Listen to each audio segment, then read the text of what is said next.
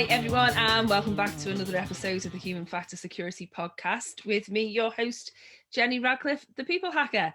Delighted to welcome today's guest. Keil Hubert was recently on an episode of Tice Talk with me and is the head of security and awareness training at OCC, is a regular columnist for Business Reporter, and is a fellow Ticer because he also writes regularly for Tice. Welcome to the show, Keil. Howdy, glad to be here. And I'm glad that you're okay and that you could get here because you're coming to us from Texas in the middle of, what is it? I mean, I've been reading your articles on this, but you call it that they said it was the worst winter storm, or I didn't think Texas got snow ever. We really don't. I mean, the last big snowstorm we got was like 2013, 2014.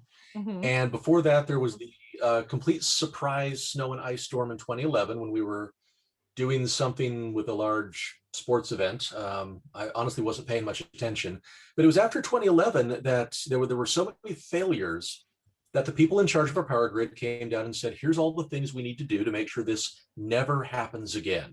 Yes. And all the politicians nodded along and said, oh, we'll totally do that. And then did nothing. And now exactly the same thing happened. They did nothing. I mean, really nothing. Is that right? Well, they did make sure that they maximized their own profit. Oh, so that's something. Good for them. Priorities. Because we have a similar thing with floods in the UK. We've had lots of little towns and villages flooded, multiple times after politicians sort of, everyone says they're going to put flood defences in and they're not adequate and people lose their homes and things. So, we're kind of familiar in the UK with things like this sort of not being fixed. But I mean, this is, you said in one of your articles, what next? Raining frogs? We don't know. But this is a biblical thing that's happened to Texas right in the middle of the pandemic as well.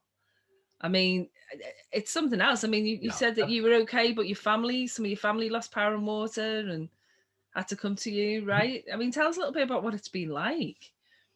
It was a little bit stressful. Now, I mean, Texas, we're used to things like natural disasters, right? Down on the Gulf Coast, we get hurricanes every year. And of course, Houston just gets pounded. I feel really bad for Houston. Up in the north part of Texas, we get tornadoes, pretty much starting in the end of winter and going until, the end of winter the next year.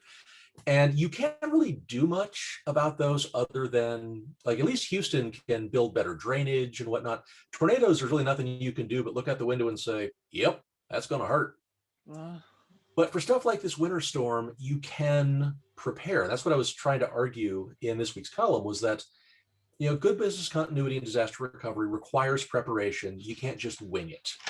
Which, all my friends that I've talked to that work for, companies that are on the ball, they were planning for things like the pandemic or for a major weather disaster or rain of toads months or years in advance. And they'd gone through all of the investment and the practice to make sure they knew what they were going to do. So we did the same thing from a household standpoint. Now, it was dumb luck that we didn't have our power cut. Okay. Roll of the dice, right? We got a nat 20 and it worked out for us. It could just as well have gone the other way, just a couple blocks up. The grocery store that we normally shop at lost power and lost all of their perishables.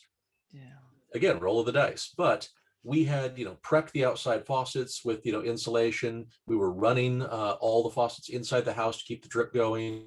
And we were inspecting the pipes that we could reach all day, every day.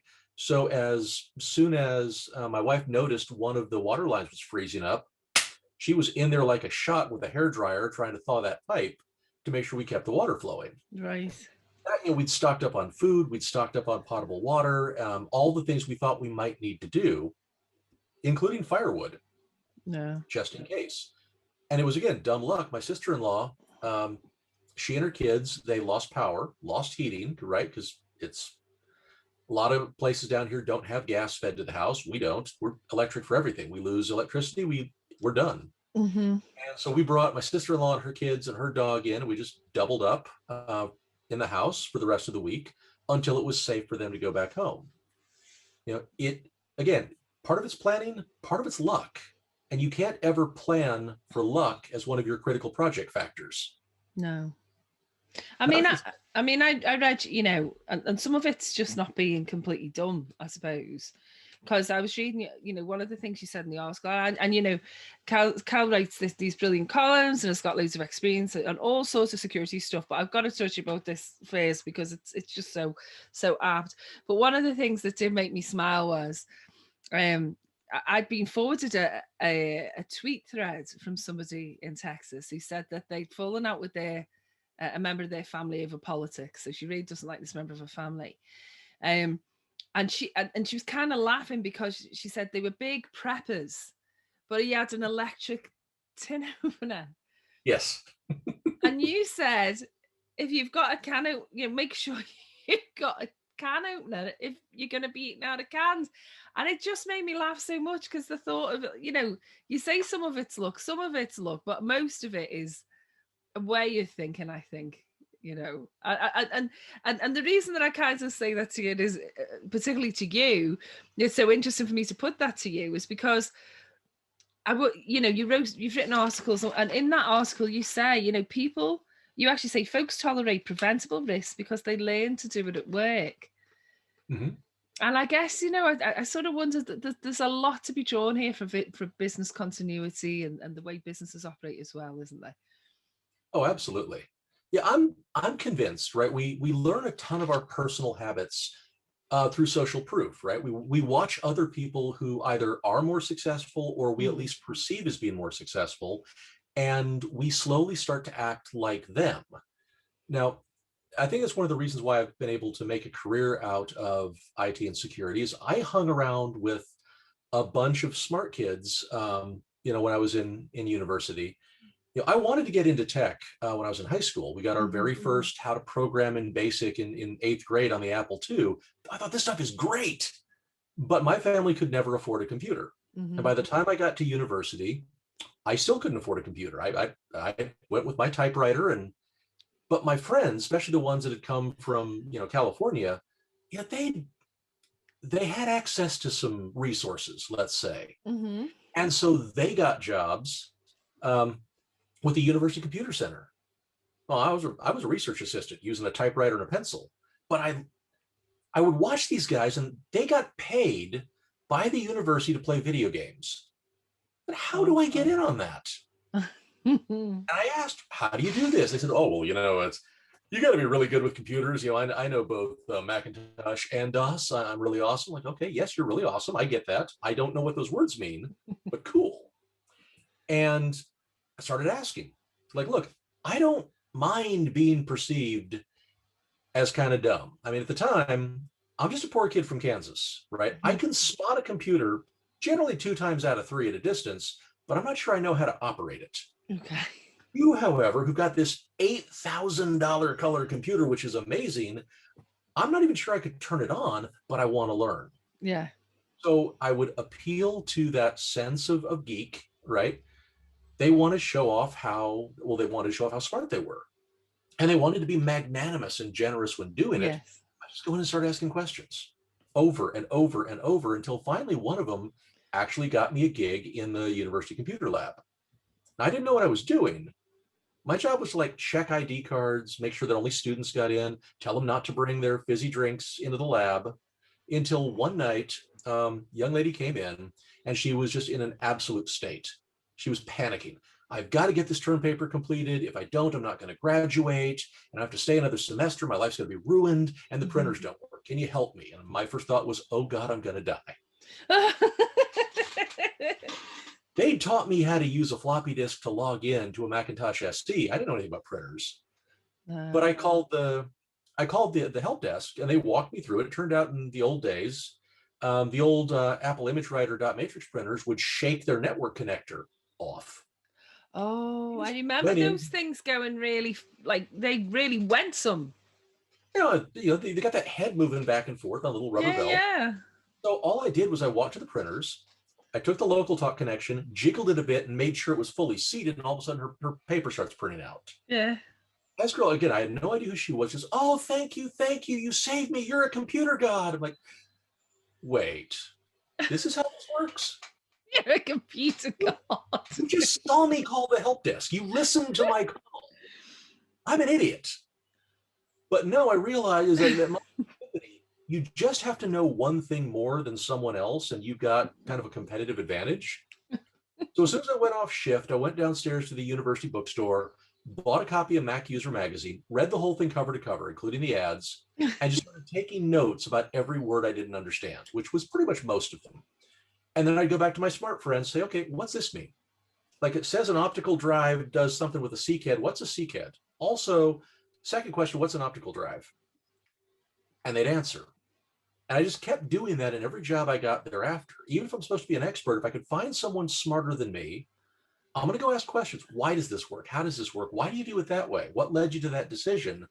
And I picked up clues over time and also got to figure out how to figure out, based on the person I'm interviewing, why do they answer the way they do? What are the limits of their knowledge? And when do I need to go ask someone else? I think that honestly, most people do that unconsciously as opposed to deliberately and looking Yeah. like a. And I don't regret my approach at all. It's worked out well. But everyone's constantly looking that they don't want to speak in a meeting or a presentation to make themselves look foolish. So they try and hide their, whether they're really ignorant or not, they try and hide that. But they're Yeah. always watching for someone that has a better take on the subject, and they just start acting like them. Do you So I know, it's really so think, yeah, it's so true because I mean that is really resonates with me because I think that and this is I'm going to say this, it sounds like it's something that women say all the time, but that happens a lot when somebody, I would say, like in my experience, it's been mostly women, but I think it's lots of people. It's like when someone says, "Oh, well, is it?" They say an idea, or they put a point forward in a meeting, and then nobody picks it up, and then 10 minutes later, someone louder or more confident or more senior says the exact same thing. That's what you're saying there reminds me of it, and then oh, that's a great idea, and I just think, I remember it happening to me a lot when I was younger. I used to work in procurement and I'd say things, I'd say, well, I automated a little macro on a computer to solve something that we were supposed to type in manually. And I let it run overnight and it really worked. And I said, and then suddenly it wasn't my idea anymore. right, of course. And, I'm saying this to you because you've written so much about, I said at the beginning that you're a columnist for Business Reporter and you're a columnist at Times, but you've written so much about business culture and particularly, and the thing that just made me go, oh, I can't wait to speak to Keil, is In Bob We Trust and Office Cowboys, the idea of toxic bosses, toxic workplaces, like just, it made me go, oh, so this is actually a global thing. Oh yeah, it absolutely is. And we'll Right. put links because these are on Amazon and they're on the Kindle versions, particularly. These are collected columns, right? Yeah, absolutely. So what I started with, when Lionsdown first approached me to be a guest blogger for them for a couple of rounds, they reached out to like 24 people, and we all submitted something, and then I guess my first one or two went over okay. As the number of writers kind of shrunk, the few of us that were still there started getting a little bit more attention. And after a couple of months, they said, "Hey, do you want to start submitting things on the regular?" I said, "Absolutely." And at first, I didn't know what I wanted to say. Yeah. Then I realized, I've got this platform. Instead of just talking about, this technology might be nice, let's do something that can actually, at least from my narrow focus, what's going to help people? Well, a good story about how to avoid making a mistake sounds like a really good idea. And most of the best stories I realized in my first year doing this, the stories where you're actually coming out and saying, this was a terrible idea, don't do this. Whether you did it or a member of your team did it, whatever, but instead of trying to make yourself out to be the conquering hero, which is what I've seen so many white papers and business studies and whatnot, here at Amalgamated Corporation, we implemented, make something up, IBM's new dishwasher, and now we're the best in the industry. Okay, great. That doesn't actually help me because that's a self-serving story and you're probably trying to burnish your brand. Yeah. So the first time I actually the only time I got to come out and actually present, it was the European InfoSec Summit in 2014. I decided to come out and do a presentation and do it in a way that probably no one else that weekend was going to say anything. So the first thing I did, hit the stage, said, "Look, everyone, I'm sorry about my accent. I may be a little bit hard to understand. I'm like an American, but I'm from Texas, where we live next door. And we also have something cultural that you probably don't have, right? What I've noticed from my friends in the UK, and really in a lot of Northern Europe, when y'all have a disaster, right? Something goes terribly wrong with the company. What do? Well, you got that classic stiff upper lip, stiff in your spine, and you endure stoically, silently. You just wait for the damage to pass and recover with dignity. Like, say nothing. We're Nobody from say Texas. anything. We have a disaster. The first thing we do is yell. Woo! Look at that. You see that? That was so damn stupid. Come here. And that was my whole intro to the of course, the audience got a laugh out of it. But I said, look, the problem is something goes wrong and then you don't talk about it. You can't possibly learn from it. You can't improve anything if you're not willing to be brutally honest. And that means being a bit, not just embarrassed, but almost mortified sometimes. But you need that transparency, that candor, if you're ever going to make things better for people to learn from it. Yeah. And so that was the approach I took in all of these stories. They're meant to be funny so that you're actually going to want to read them to get to the point. They're also all true, right? I'm not going to make anything up, but they're all anonymized. Yeah. Because that's why it's in Bob we trust, right? Everyone is Bob. Every one of my unnamed anonymous characters is Bob, so that only the people who were in the room at the time can ever go back and realize, oh wait, you're talking about deleted. Yes. Like, I don't want to embarrass anyone other than me. I figure that's fair. I'm the writer. I'm fair game. But I want to get the story out there so it might help someone. And so all the book collections, which are just expanded and annotated column sets for the most part, they're about trying to share stories that someone might read and get an idea from one of those. Oh, wait a minute. Maybe I could do this better, or maybe I could avoid making this mistake and therefore have a better time of it than we did whenever that story took place. That's the idea. I mean, I was researching to interview you, and I knew you'd written one book, so I was like, oh, it's written a book. I usually try and get the book and read it before I interview. And it's just like, there's loads of books, he's written loads of them, and like they are, but it's in small stories, and every story is kind of complete in its own, so that you can read. With a lot of them, you can read it and you can take something from them. And what struck me about that, and sort of just I had to skim it because there were so many. I've got them. You'll see your Kindle sales all coming from the UK. But I love the fact that you say that about stories and about anonymizing it, because I think, when we look at security awareness and we look at that type of thing, it's the stories that people remember. I mean, I tell anecdotes in all my keynotes and everything, and that's what people always tell me. They don't necessarily remember the lesson I'm trying to teach them, but they'll come and they'll remember the story. And I suppose that's something. And I wanted to say to you about that, because I thought you're a brilliant storyteller. And the writer Terry Pratchett said, stories have a structure that real life lacks. And I wonder whether that's the thing, is that we can take that anecdote, that story, anonymize it a little bit, neaten it a little bit so it does make the point. And then obviously you're doing better than me at pushing that out and people learning from them. But stories are really important to someone who does what you do, I think, for a columnist and someone who's doing the awareness side of things. It definitely helps. Yeah, I try to make everything that I do from an awareness standpoint, there's got to be some kind of a story hook to it. Some reason, as Perry Carpenter said in his book, Transformational Security Awareness, I can make you aware, but I cannot make you care. And I love that line. Perry's a neat guy. You've got to give someone some emotional hook to grab onto, or their attention's going to wander, especially if you've got a long story. But if you've got something that there is that moment of resonance, whether you make them angry or sad, or better yet, if it's funny, people love to share funny things, right? Yeah. So they're more likely to remember it, and in doing so, they're more likely to subconsciously internalize it. Oh, it's so true. If you get a laugh, and there's times when I don't even understand why they're laughing. Sometimes I don't find it. Like, there's one particular thing I say, which I've said before on the show. So, but there's one particular anecdote I tell, and it's funny. It's like a lame joke, but people absolutely laugh their heads off at it. Let me tell you this what it is, because I think that this is to do with culture. I think this is to do with organizational culture. You're, brilliant to talk about this. So what I say is, um, I say, I'm talking about insider threats. And I say insider threats, there's all these different types of insider threat.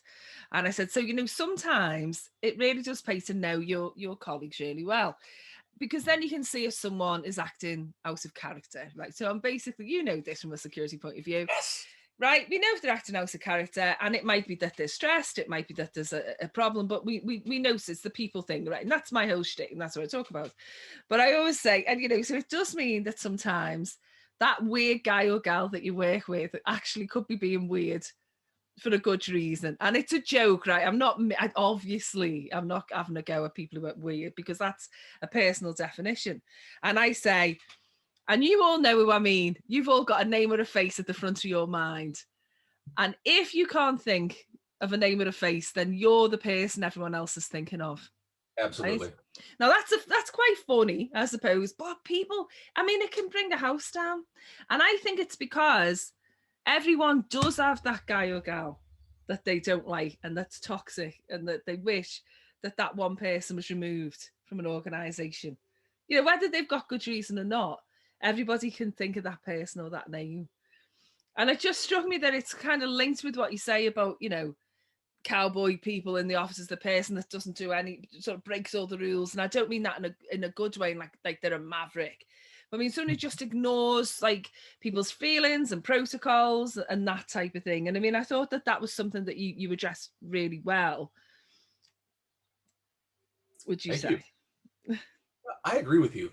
Something that I've noticed, right, and I think a lot of this comes back to the anthropology courses I took as an undergrad, right? We're talking about pre-literate societies, or like early, kind of like the way the Israelites, before they started writing things down, they would tell their great religious stories around the campfire, or certain festivals, whatnot. They would also always slightly adjust the story in not the content, but how it is told, in order to better reach the audience.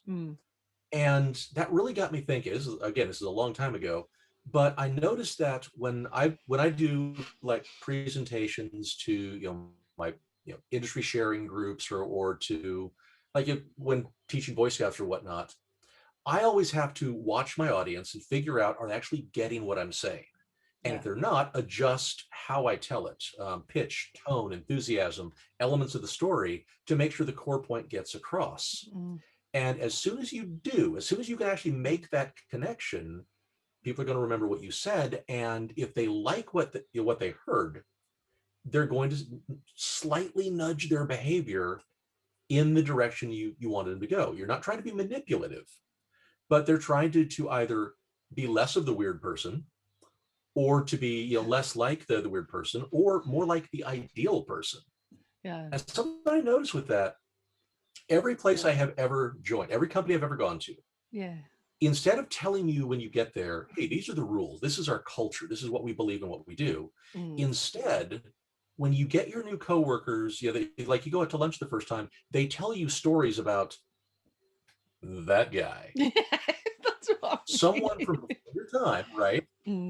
That did something so outrageous, that the story has outlived their presence in the company. And that's where you find those outliers. That's the one who so was funny. so weird. That's so true, Keil. No, that is so true. It's funny. It's so true. I can remember dozens of companies that are happening in as a consultant. You go in as a consultant. Sometimes you do 6 months or whatever. I used to do a lot of interim management roles.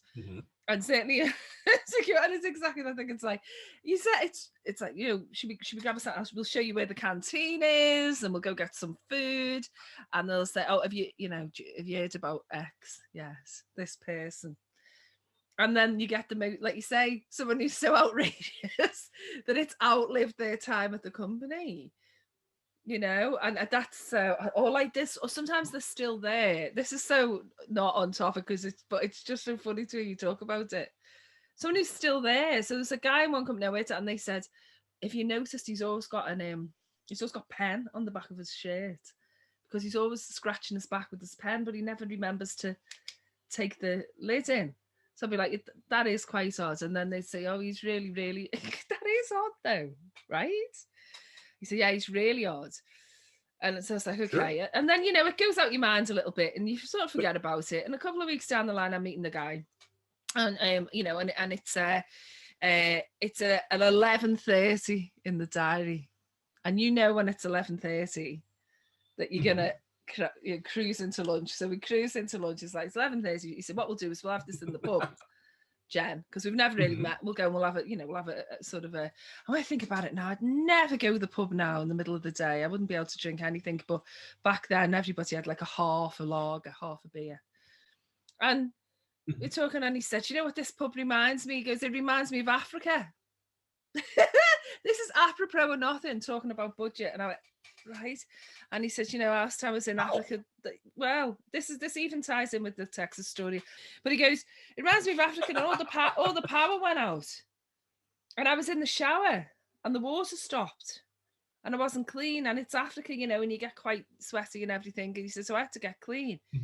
He said, so I'll tell you, you have to improvise in these circumstances. And I was like, okay. He said, so outside his door was his tray from the night before. And on the tray was his salad and his, condiments.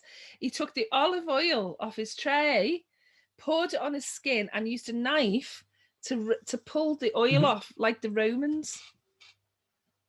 Right. That's an odd. Yeah. I mean, and I was listening, and then off I went to work, and I was thinking, it's smelling like a salad. Like you wouldn't have been clean. Bob, his name was Bob. His name was Bob. Everyone's Bob. That was his name. It was, and you just think that's the strangest. See, and I was warned on day one, so I'm going to. Yeah, it's been about. I just finished column number 444 for Lionsdown. I think if I got this right, about 1.3 million words over the last. What are we on? 7 years, and again, this is all. This is something I do on my own, right? It's not like I'm a paid employee of the company. They're very kind to give me a platform and let me talk, and it gives me a chance to reach people and help make their lives better. Now, it would be great if I were actually like a professional syndicated columnist or reporter or whatever, but no, I got a real job. Ever since I started, the whole idea of being able to reach people, even if it's just once, right? That very first book that I put together, Why Are You Here? A Curmudgeon's Guide to IT Interviewing, was all about all of the rants that I'd made about how screwed up both the job search and the talent management process was for everyone, because people just are not trained how to interview on either side of the table. But you've also said on that, I got the feeling with that one that you were so sick of the BS, really, because you said asking people stupid questions like how would you fit a giraffe in a fridge and stuff like that, and I hate that, and I just thought he's got a really good point there. But sorry, go on. So you were sick of the BS around hiring, I guess, as well. I mean, part of it is, back when I was an Air Force squadron commander, I was constantly recruiting. In fact, I dropped by the recruiter's office every day to check in, see how things were going, might potentially be interested in cyber. They'd have me just sit down and chat with them about the career field. And then we did tons of actual formal position interviews for our full-time staff.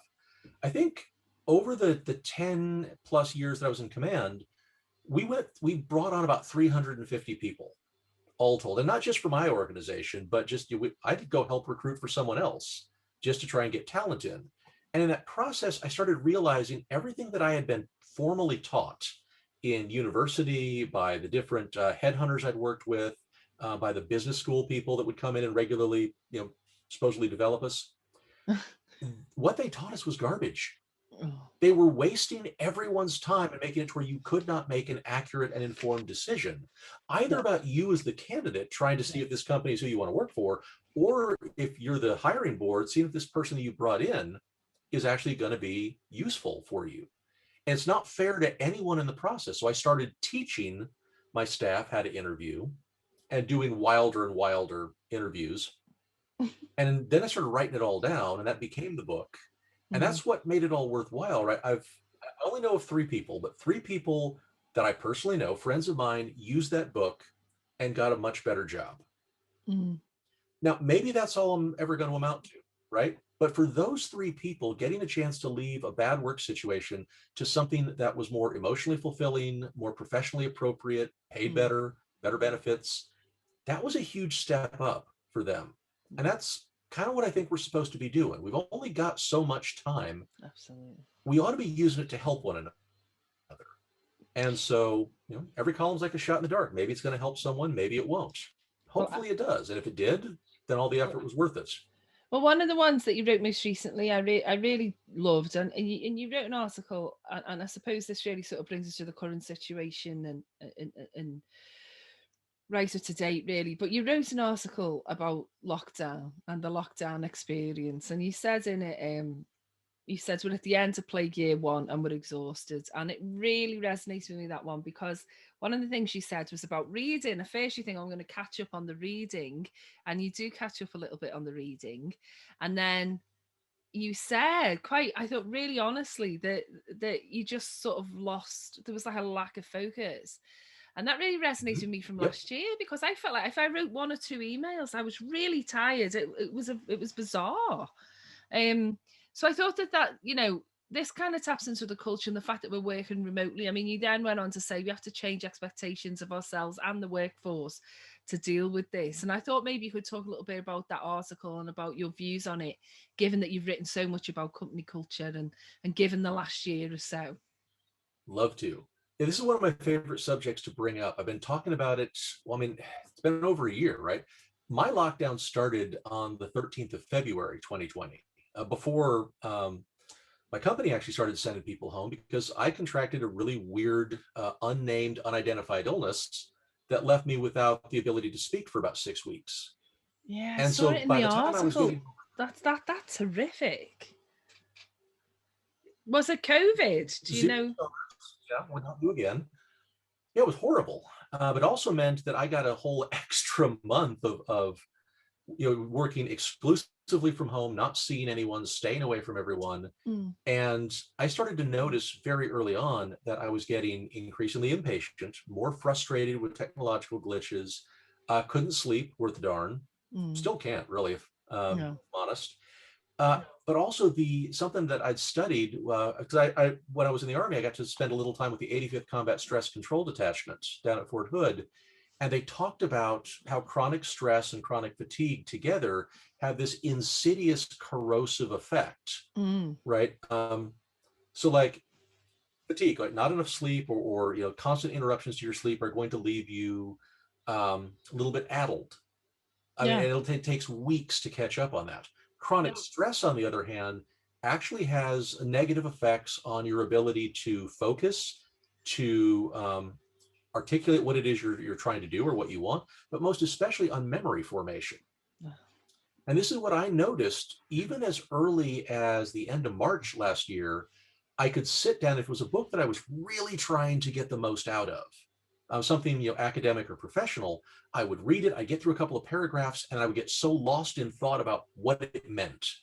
What are the ramifications? How have I seen this before? By the time I got back to the book, I would realize I completely lost my place in it. And I'd have to go back and read the same paragraphs over again.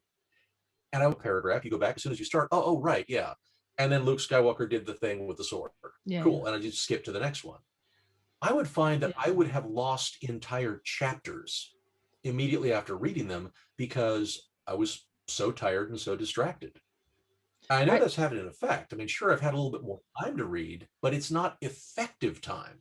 No. And so all the really great stuff I'm trying to get through, I have to take in very small amounts, and generally early on in the day when I'm rested and caffeinated, if I really want to retain the material. But this was Yeah, exactly how turn I that around. felt. Yeah, exactly how I felt. Exactly and I found that there was times when we managed to get away for a UK holiday. We managed to get a vacation by the sea. It's very low key in the summer of last year, but we managed to do it. And when we came back from that, it was all social distance. We couldn't mix or anything, but it was it was a change of scene. And when we came back from that, I was fine for a few weeks, and I could focus again because I'd slept well, I guess, and I'd stop being, you relax, but then it comes back. And I thought that it was interesting that you said, with all of this, the last thing you said, something like the last thing people need is for their boss to get cranky with them on a Zoom or something, because they're just not as good as they normally would be, or they've lost some focus. It's really, I think, Absolutely. affected the way we're ever going to work. I mean, hopefully we learn from that, and are kinder generally to the workforce, going forward. I'd hope so. So it's something that we were taught as young NCOs and young officers in the Army. You push people past their physical limits, like you've been patrolling all night long. People are hungry, they're tired, they're exhausted, they're not thinking as well as they should. And so we would actually plan that into how we were going to operate. We might take more time to do a briefing. We might put extra people on a task to make sure it was done correctly. We might just decide, what, we're going to stop here and have everyone catch an hour of sleep just to try and regain some measure of mental sharpness. Mm-hmm. But there's no analog for that in corporate life. I've read a couple of articles where people advocate, hey, take a power nap under your cubicle desk. Like, I've never seen that work in the real world. And the reality is, after a year of pandemic and remote work and all the technological glitches that go with it and everything else going on in the world, he said, trying to remain non-political. Yes. People are worn out, and just an hour's nap is not going to cut it. We've got to be, I think, a little bit more deliberate. We've got to be a lot more patient and factor in that people are operating at diminished capacity. It's not a failure of will or intent. It's a failure of essentially cumulative damage. No. And until we can actually get people some rest and recreation to let the stress go and start to recover, they're going to be at diminished capacity. Doesn't make them bad people anyway. It means the conditions are so arduous, the difficulty factor has been amped up. We have to factor that head on as it is, not how we wish it would be. Yeah, no, I mean, it's he so said true. From his soapbox. It's so true, though, and I think that just to finish on this, it's so brilliant talking to you about it all. And I think the thing from security, the last thing in that article, and we're obviously going to put links to the articles and flash them up for those of the people who are watching the interview. But the last thing you said was about the fact that all of the above makes people ideal prey. And when we're trying to teach people to be security aware, and we're trying to teach people what to look out for from the bad guys, this is the worst possible situation in some ways, isn't it? Because when we are diminished capacity, and when we are all tired, and we've not got the support networks, and I think we spoke about it a little bit on the TICE talk that you were on the panel for, it makes the awareness training, it's got to at least be different, and some would say quite a bit harder, I think, under these circumstances. It's a lot more difficult to well, first we've got to get people's attention, then we've got to make them care about the message, then they have to remember the message, right? That's just security awareness in a nutshell. All of those things are much more difficult right now. At the same time, there is, I think, a natural defensiveness and resistance, especially if you're being told, hey, you're not doing something well, or you're underperforming. Of course, people are going to get defensive. Well, how dare you insult me?